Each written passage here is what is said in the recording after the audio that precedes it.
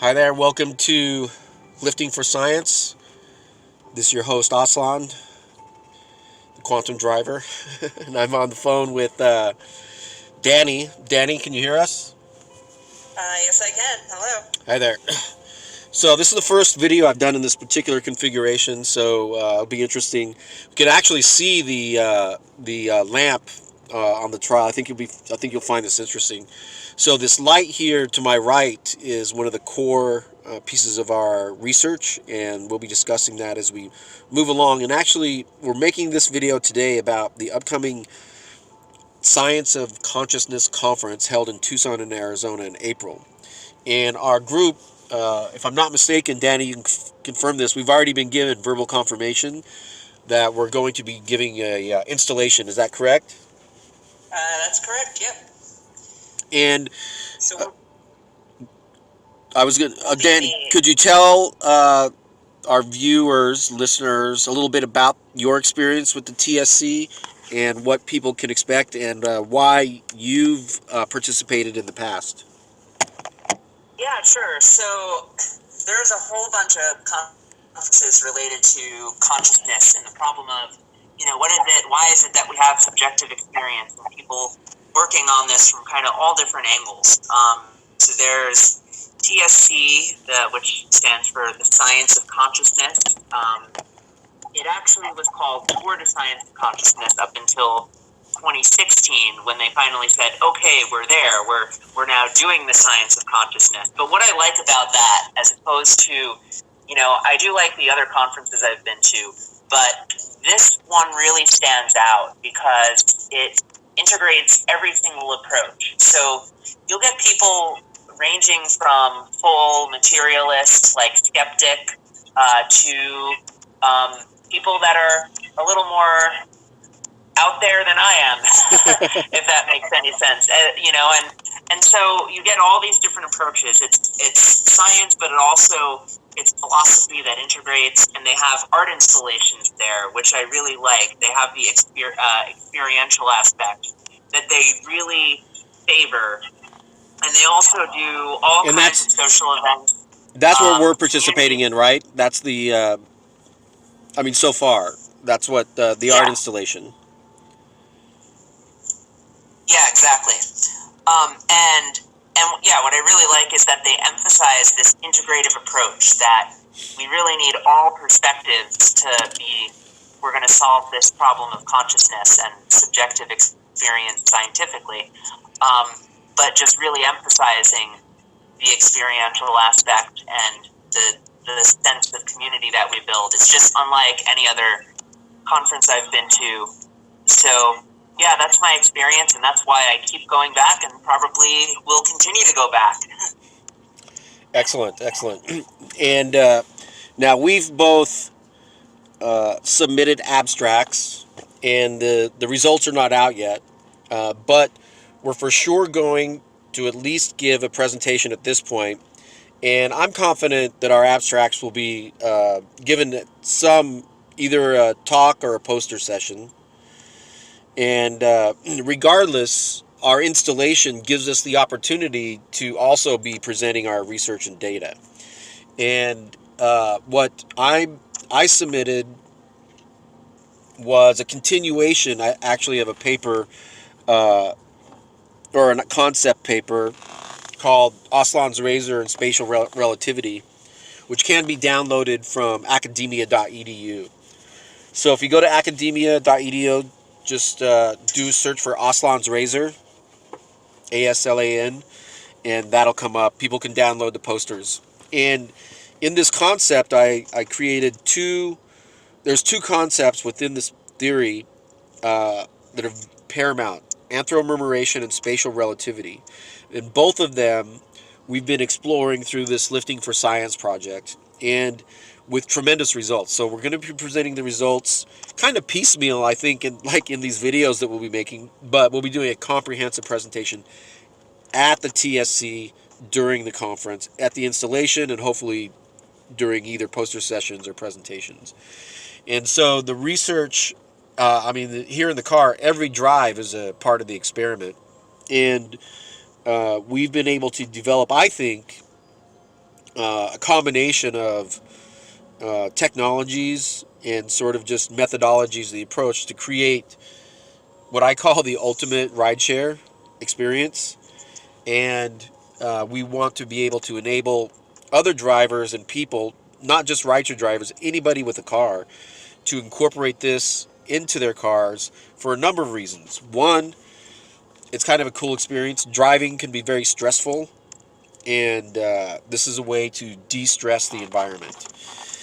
For drivers, I think the drivers will do really well with less conflict, less driver's fatigue. If adapted on a large scale, I think it would also affect, probably save millions in accident costs, because it'll reduce the number of accidents and the number of incidents that happen in the cars with drivers and passengers. So there's a sort of a holistic. I think you could even call this a holistic technology. Does that sound counterintuitive? No, I like that Yeah, term. yeah, I kind of like that. If you're watching the video, want to thank you for. Or Danny, did you want to throw in anything else about the conference, or what your experiences, or what you'd like to see from either who's listening or the results that we get from there? Yeah, sure. Well, my goal is to, hopefully be getting a talk. I'll probably hear in a few days as to the status of my abstract. But the goal is to present some data from a previous deployment we did, part of the larger project that Leo's been talking about, for the when we went to the music festival, and I'll show all the data from that, and if we have any other deployments or even data from these Lyft projects in the coming months, then we'll be including that in our presentations, and hopefully that can be used as kind of a gateway to getting some additional funding, not just from the entrepreneur perspective, but from the science perspective, that this will hopefully be seen as research that grant givers want to fund. Right, right, because it's definitely, I consider us we're on the edge of the edge, and for our listeners, Danny just completed her PhD in atmospheric sciences from UC Davis, and has also, what brought us together is that she was conducting experiments on her own, completely separate from me, with the similar technologies, and so we have a common interest in sort of. I think it's a huge problem that the scientific community's been dancing around for quite a while, particularly I'd say in the last decade or so, with the more acceptance of sort of mindfulness and brain machine interface technologies. And we're really on the cusp, I think, of opening up an entire new, I don't know, market for mindfulness, and giving people better command of their own brain. In specifically though, something you just mentioned, I'd like to bring up is the music festival. So Danny, we do installations at music festivals, science and art things. I've done 2 installations at Burning Man Pre-Compression, World's Fair, Maker Fair. We've won 3 Editor's Choice Awards at Maker Fair, and the car has been adapted with some of the same equipment that we've used at these conferences. And oftentimes people stand in line for 1 to 3 hours to experience what we have to offer, and that's a 10-minute experience. And we offer that for free in the car. And uh, the experiment that we did in at the music festival recently in Mexico, it's the Apparitions Festival, was, I thought, pretty groundbreaking, and it was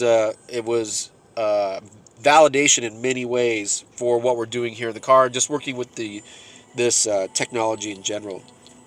And so I'm very excited about that. And so at the TSC conference, we're basically going to be attempting to reproduce the same installation we did in Mexico, and with the same technology, and actually tried to have a proof of concept model there for what we're exploring.